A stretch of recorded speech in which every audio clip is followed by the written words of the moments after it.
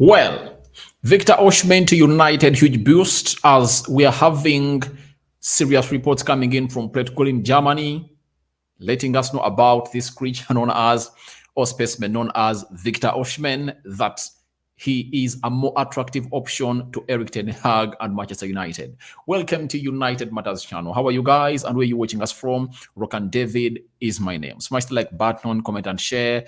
If at all you're watching us for the very first time, endeavor to subscribe to this channel so as not to miss out on stories that we do upload in here on a daily. I apologize. I think I'm late by some 10 minutes, but I would love to come in here and really let you know that I'm here to discuss lots of things concerning Sabitzer, concerning Anton Martial, and so much more about Manchester United. So keep it none other than United Matters channel. Don't forget to subscribe to this channel so as not to miss out on stories that we do upload in here on a daily. Let's start off with a story that came from Portugal. Portugal is really a very good tier one journalist coming in from Germany, working in for Sky Sports. Obviously, has told us that Manchester United are not seriously considering a transfer for Harry Kane at this stage. The total financial package would be too expensive for him. Victor Osimhen is a more attractive option for Manchester United. So that is Portugal confirming to us that United are not seriously considering the signing of Harry Kane. And I brought this story yesterday, and I think you got it very well, that United are not so much into Harry Kane, and reasons have been given that it's a hard team to negotiate with, especially its owner, Levy. And Victor Osimhen is a more attractive option to United for this summer. So let's continue and see. Then Portugal said Victor Osimhen is focusing on his next step. Manchester United, City, Chelsea, PSG are all in for him. The transfer fee will be at least 100 million euros. I don't really see how City are going to go in for Victor Osimhen. Do you know why? City are having Haaland, they're having Julian Alves, and they're tying Julian Alves on a longer contract. If at all they wanted to bring in Victor Osimhen, then they wouldn't have tied Julian Alves on a longer contract. Maybe they are thinking that they would be having Victor Osimhen at City because the agent of Haaland came out publicly and informed the media that his client will leave City. And in the next 2-3 years, Haaland might be out of City and they might see him play for Real Madrid, Barcelona, any other team in Spain. And I think they're trying to make another Zlatan Ibrahimovic, a money-making machine. Zlatan Ibrahimovic was like that also, and he really had lots of movements. He made lots of movements from Juventus to Barcelona, from Barcelona back to Inter Milan, from Inter Milan to PSG, from PSG to the Premier League, from the Premier League he went to America, from America he came back to Serie A. So it shows you how he moved. That is Haaland, not Haaland, that is Zlatan Ibrahimovic. And remember, he was playing for, is it Ajax in Netherlands before he crossed to joining the Serie A in Juventus. So that is Zlatan Ibrahimovic for you, and they are grooming another Zlatan Ibrahimovic to make them money. I think they are using the same template they used onto Zlatan Ibrahimovic to Haaland. Reason being, Haaland and Zlatan Ibrahimovic are under the same management. However much Mino Raiola died, but the same company and lawyers that orchestrated the movements of a player called Zlatan Ibrahimovic are the ones that are really doing that for Haaland. So you never know. City might be in for him, but I believe amongst all the teams they've mentioned, United are really having an upper hand. If at all they make a decision that they are willing to spend that amount of money, close to 133 million pounds, that a team known as Napoli is calling in for. That is Portugal. Then Fabrizio Romano came up today on the United stand and told us that at the moment, Harry Kane is speaking to Spurs over plans for the next season regarding new coaches, tactical plans before committing to a new deal. That is what is happening. Then, at this stage, clubs don't know what it would cost to buy Victor Osimhen, as Napoli want to stay focused on achieving their goals this season. So clubs don't know the costs. And I remember Gianluca Di Marzio came out and really told us that this lad will go for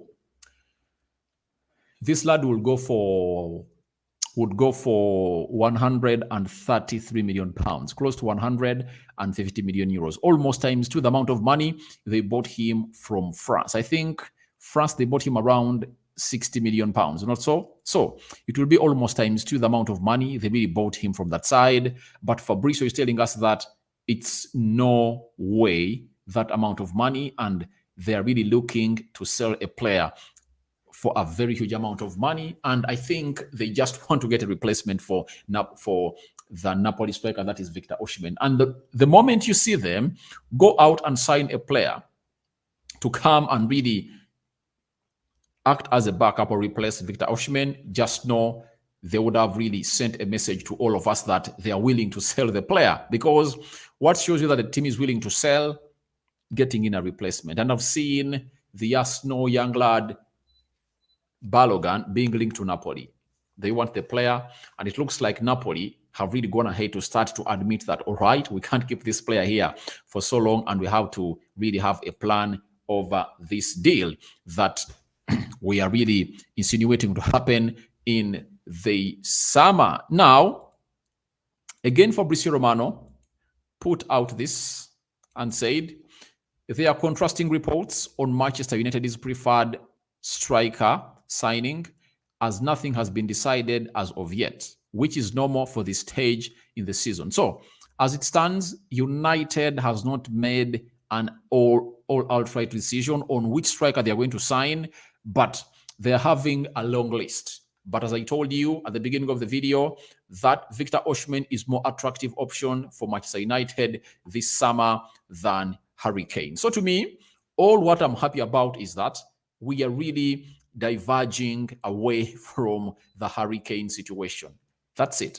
I'm so much happy and pleased about it, because we really needed to move on. Because Harry Kane is a good striker, but let's all believe and let's all agree that he is really good, but United needs a more young striker who is going to grow with this team. You know, it's always better to sign a player like Victor Osimhen, Dusan Vlahovic, Benjamin Šeško, Goncalo Ramos, who are really having good quality, and that good quality can really have some good resale value. Today, if you buy Victor Osimhen at 130 million pounds, if at all he comes out and thrives at Old Trafford, you can sell him 150 million pounds 3 years later, because he'll be just 27 years of age.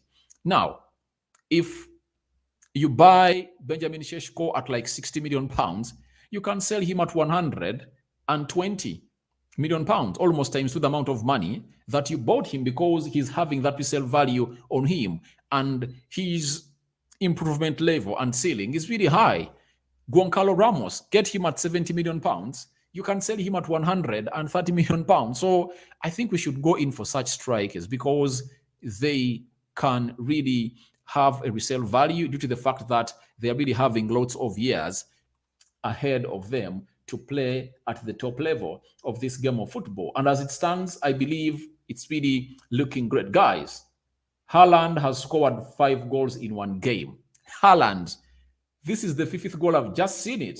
5 goals in one match. Erling Haaland. You know, who is that Premier League player that scored 5 goals in one match? I'm sorry to really go out of this, but it looks like has put 5 as Leipzig. He's erupting. And I think has scored his 6th goal. His 5th. He scored in the 22nd minute, 24th, 47th minute, and 53rd. And now, right now, he has just gone ahead to score another one. Leipzig is being teared apart here. Leipzig is being teared apart by Man City. They are tearing it into pieces. And I think that's why you get when you sign a striker like Haaland. And that's why we are talking about a striker situation at Manchester United. When you bring in strikers like Victor Osimhen, obviously, this is what you get. You'll find yourselves in positions of really getting goals like this, because when he erupts, let me give you an example, like the game we played against Real Betis, when you have a striker like Victor Osimhen or Goncalo Ramos, Vlahovic, or Benjamin Šeško, who is leading the line, he gets those chances. Just know he'd score like 4 goals in that game. Why? We had 25 shots, 13 on target. So it shows you how good and important we need to find ourselves in positions of really putting money into the striker buy. But as usual, I always reiterate my words on this. The first signing we should land in is a midfielder. Right now, we are mourning. We are mourning. We are not having Casemiro for the next 4 games, the domestic games, I mean, and we are mourning. But for the striker position, we are having a plenty. Rashford can lead the line. Martial can lead the line. Weghorst can lead the line. So we are having lots of players to do that. But in the central defensive midfield area, we are really short of depth. So we are going to be reliant on Scott McTominay in the game against Fulham, Newcastle, Brentford, and Everton. The good thing is that only one game is going to be played away from home. That is the game of Newcastle. And we are going to play it as soon as the players return from the international break. So we will be really fresh and ready to go at Newcastle and play away. I think some players would have really gotten the rest that they really deserve, because they're not going to go all out and play every game in the international break. Some games they play like 50 minutes, then they get rested. Obviously, rotation will be made because the country really has a lot of players. So I believe it acts well for us there, but we need to first find a backup option for a player known as Casemiro, because every time he's away, we are ever mourning. And I'm fed up of mourning. I'm fed up of mourning. So let's go to this story.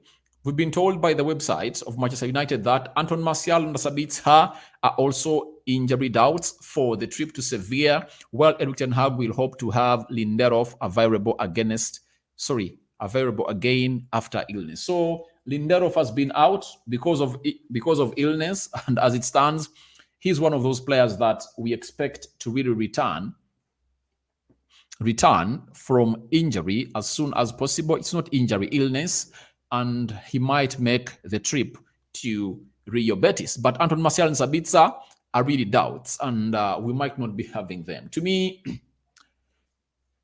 100% believe that this game is not crucial for us, because we've already put 3 past Real Betis. If Ten Hag chooses not to take Anton Martial and Sabitzer with him to Spain, he's right, because the squad that we have can get the job done and dusted. That's it. They can get the job done and dusted. So to me, I find it less important to go with Anton Martial and Marcel Sabitzer. And if at all it requires Anton Martial not to be played in the remaining 2 games until we return from the international break, for him to rest, I'll 100% second it, though I believe, or I have something in me, that he's not going to go to Spain. And I'm going to be shocked if at all he's named into the squad that is traveling to Spain. But in the game of Fulham, I know he's going to make the bench. Ten Hag would love to give him some 20, 15 minutes, depending on the game situation.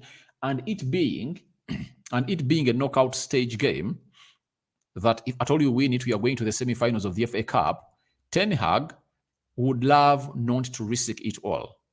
I think he'll bring Martial and put him there on the bench. So he'll come in through and really get some minutes in his legs as we prepare to go to the national break, because he knows that he's going to be resting for some more days, like 14 days. So I think it's really a very good gesture.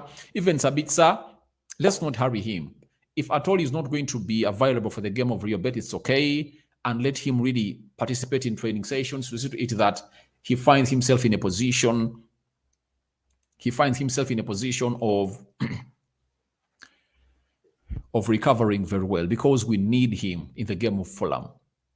And the good thing is that after playing against Fulham, I've seen him included into the team of Australia, where Ralph Rangnick is the manager, meaning that he's going to go there, get back his match fitness, and by the time he returns after the international break, then we will be good to go with him. And he will be better to start in the game of Newcastle away from home alongside Scott McTominay, because I believe in that game, it's better you start with Sabitzer, Scott McTominay, then Fred comes in as an impactful substitute, because I don't want to see Scott McTominay and Fred, guys. I don't. Even on Sunday, I don't want to see Mark Fred playing the double pivot. You get? I would rather Sabitzer and Scott McTominay, all Fred and Sabitzer, than Scott McTominay and Fred. I hate Mark Fred. I hate them because in their history, we never registered any success. Tell me any success we've registered under the double pivot of Mark Fred. Nothing. If at all you were really a very good player, a very good person who doesn't lose his brain, and you can recall, which trophy did we ever win when you're playing with Fred and Scott McTominay in the midfield? That's the success I'm talking about. We might have gone ahead and beat Man City sometimes, Arsenal, but beating Man City doesn't guarantee you a trophy. You beat Man City and the next weekend you lose to West Bromwich Albion, a relegation side, because you're playing with the double pivot of Fred and Scott McTominay. That is not success. Success of a team is always weighed in at the end of the season, because a team like Manchester United will always come up and demand for trophies at the end of the season. That's it. Teams like Southampton, Everton, every time they find themselves in positions of really staying in the Premier League, they always go on their knees and praise God, because that's their aim. You get? Our target is winning trophies. So that double pivot has never won us trophies. That's why I'm really afraid of such a double pivot to be playing against Fulham. That's it. I know they run around and they didn't fool, and on the day they can come up and look very well. We know them. Look at Fred. He can come up and really look very well, but you can't bet on him. You can't rely on him. So to me, I really believe we need more of Sabitzer and Fred, or Sabitzer and Scott McTominay in the midfield, because Sabitzer gives us a different test of the game. He can tackle, he can pass, long shots, long passes. He can intercept Elliot duels, grand duels. He's a very good player, and I think his talent is really undoubted. And it was bad that he really got an injury, and I believe in that game of Southampton, he found himself in a position of playing alongside Casemiro into that midfield position, where we found ourselves in a position that Casemiro got himself red carded. But for Victor Lindelof, I think if at all he travels, then that means we're going to start. He will start alongside either Luke Shaw or Lisandro Martinez. But I would prefer to play Rafael Varane and Lisandro Martinez. That's it. I would prefer to see that central defense partnership, because we need to find ourselves in a position of keeping a clean sheet there, and we shouldn't allow them score as fast. One, they score as fast, they can go all out and really put in another goal, and obviously you know what's going to happen. That is just trouble. So I don't want them to score as fast, and we need to be tight at that central defense. After that, lastly, let's talk about Rio Ferdinand. He has really gone ahead and spoken about Sancho and Anthony. He said there is one aspect of Anthony's and Sancho's game that needs to be improved, and that's taking risks. You don't get anything in this sport without taking risks. You don't succeed without taking risks. You don't win trophies without taking risks. So he's really right. All great players in the world are known for taking risks. They don't do the ordinary. They do the unthought of. And if I told you was Sancho, known for taking risks. And if I told you was Sancho, at least I think for him, he knows that he has been taking risks in the game. I remember the goal he scored against Liverpool at Old Trafford. He took a risk. And very many times I've seen Sancho really taking a risk in the game. But for Anthony, the only risk I see him taking is really to slow down the game. That's the only risk I see him taking. He just slows down the game. But if you are Eric Ten Hag, you would love Anthony to take this advice coming in from Rio Ferdinand. Do you know why? Rio Ferdinand is one of those players that have really gone ahead to play the game. They've won lots of things at Old Trafford. They've lifted lots of trophies for Manchester United. And as it stands, you can't downplay his advice because taking risks is the order of the day. And if at all you don't take risks, there is no way you are going to become a different kind of player altogether. Look at Marcus Rashford. He has scored very many goals out of taking risks. The goal he scores against Arsenal in the game that ended 3-2, the opener, he risked himself. The game he scores against Nottingham Forest in the semi-final of the Carabao Cup, he risked himself from the center line and said, all right, let me go. And very many other goals has gone ahead to score. Bruno Fernandes, Casemiro, all the players that are really playing well at Manchester United, they take risks. Look at Lisandro Martinez. He risks and says, all right, I'm not going to really lose this ball. I'm secure with it. And he does a dummy sometimes that really helps the club to go to the next level. So he's really having a lot of sense in what he's saying. That is Rio Ferdinand. And I think Anthony needs to know this, that taking risks includes going direct, being more direct. I think when he returned, he looked to be more direct, but nowadays, he's not direct. He has gone back to his same play of running towards the touchline and byline instead of really cutting inside in the half spaces to really threaten the opponent. And that's what we call cutting. That's what we call taking chances. You get? Look at Alejandro Garnacho. Look at Pelestri. The way they are direct. That's what Rio Ferdinand is talking about, that you need to take chances to see to it that you really become important in this game of Manchester United. And if at all you don't, then things won't go your way and you won't be that kind of player that we anticipate to be at Manchester United. Because if at all you're playing as a wide winger at Old Trafford and Manchester United, we expect you to go all out and really throw in those surprises, keep us on the edge of our seats and surprise us. You get? So that is it coming in from Rio Ferdinand. And Barista David, yes, brother. Good evening. Good evening, Barista David. Then I'm having Barista David, I wish Rashford out, then Kavaseshela in. Guys, you can't say that Rashford out. You know, however much this attack midfield of Napoli is really great, I wouldn't come out and say that Rashford out. The best thing we should pray for is for United to get him in and really put Rashford. You can't tell me that you are building a house and then you are taking off the bricks and then putting in new ones. What you have to do to build a very good house, if you've built it, don't take these bricks away. Keep them with you, then bring in new ones to make the house look more beautiful. I think we should keep Marcus Rashford with us. I believe the more we keep Marcus Rashford and we bring in other good quality players, it's all going to work in the favor of Manchester United because iron sharpens iron. Quality complements quality. If you watch the game of Man City today, you've seen how they've erupted and trounced RB Leipzig by 7-1. Haaland has scored 5 goals. 5 goals. Haaland has scored how many goals? And they 5, 1, 2, 3. He has scored 5 goals. So that's what quality brings, that on a day when everything is going okay for the club, every player that deserves to score, go ahead and score. That's why we call quality to come in and complement quality. So to me, I wouldn't sell Marcus Rashford to bring in, is it called Kavsasheshela? I don't know his name very well. I need to master it.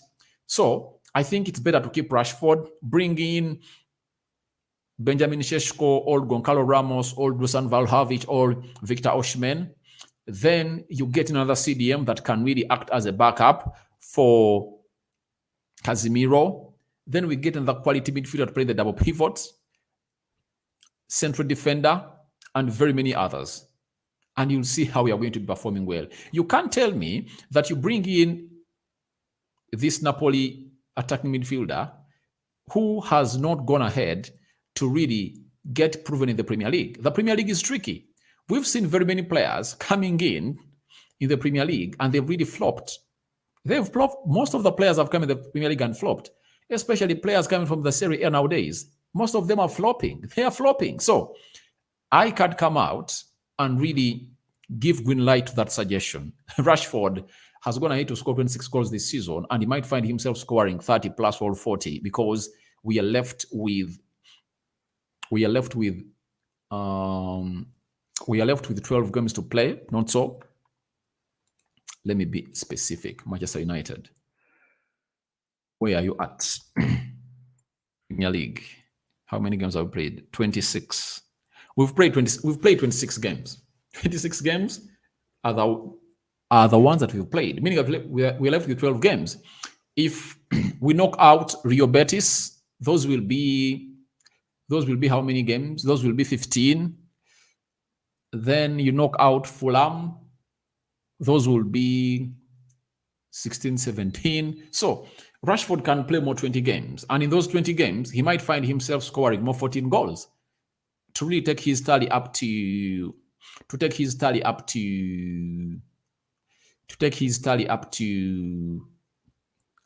40. So how can you lose a player who has scored close to 30 goals plus and bring in a player who is not proven in the Premier League? And secondly, Rashford is the poster boy of Manchester United. And because he's coming from the academy, don't expect him to go anywhere. He's going to be here and he's really going to be making things happen. So I don't see Marcus Rashford leaving the club of Manchester United. I wouldn't recommend that. I know very soon his contract is going to be announced. And I think United just want to find themselves in a position of really accomplishing the season, then sit down very well and tell Marcus Rashford, all right, we want you to put pen to paper. And obviously, Marcus Rashford also is delaying to put pen to paper because he wants to see how hungry is the board. How are the new people that are going to take over Manchester United going to be acting? Because we all know the club of United is up for sale. Either the Qataris or Sir Jim Ratcliffe are going to take over the club if at all the Glazers decide to sell. If they decide to bring in an investment, the Glazers will stay. So Rashford is still weighing in to see what is really going to happen. How is it going to be like at Old Trafford next season and in the summer? The way we react in the summer maybe will show him that we're a serious club that wants to go in for the Champions League, Premier League, and very many others, because we need to back the manager to make these players happy. I think if you are the board of United, the best way to convince Marcus Rashford to put pen to paper is by signing in players. Getting a world-class center forward, another world-class midfielder, another world-class central defender, you get, and maybe another right back, depending on the situation and how Eric Ten Hag would have resubmitted in the players that he wants to be at Manchester United, according to those that is going to be selling and really get out of the club. So to me, I see that as something important for the club of Manchester United, and Rashford will be here to stay. But remember, as the club of Manchester United, they want to sell players. Why? In order not to violate the financial fair play rule, we have to sell to buy. That has been confirmed by the board of United, that we have to sell to buy, to see to it that we get in the players that we want at the club. So that is it for Manchester United. I don't know what your thoughts are about Victor Osimhen being a more attractive option to Manchester United. That is a boost. Harry Kane, again, United not all that serious on the player. So as it stands, it's all in the hands of Manchester United to make a decision on who they are going in for. So who would you advise United to go in for? Victor Osimhen for £133 million, or you would advise them to go all out, or a player known as Harry Kane, who is willing to come to Manchester United, but hard to negotiate with the owner of Tottenham Hotspur to see to it that he crosses to a side. Or you would go for Vlahovic, or Benjamin Šeško, or Goncalo Ramos, or who else? Who is the fourth striker that we're looking at? So That's what I had for you guys. Smash the like button, comment, and share. Thank you, Barrister David, for being part of this live, and everyone that never came into the live chat to let me know where is watching in from. Guys, I think we are calling it a night. So good night, guys. See you later, and may the Almighty God bless you abundantly. We go for Osimhen ahead of Kane, all right? Osimhen number 1, that is Kevin Nixon. Osimhen is 1, and then Ramos is 2, all right? But will we have that money to spend? Will we have that money to spend? Because even if the Qatar is coming through, we won't be able to spend more than 200 million pounds. Now, with the number of players we are looking for, do you think United will find itself spending almost 3/4 of its budget on one player? That is Osimhen. You get? So, to me, I think it's better. We went in for players like Goncalo Ramos, 70 million pounds. If you spend 70 million pounds on him, you'll be left with 130 million pounds. That's it.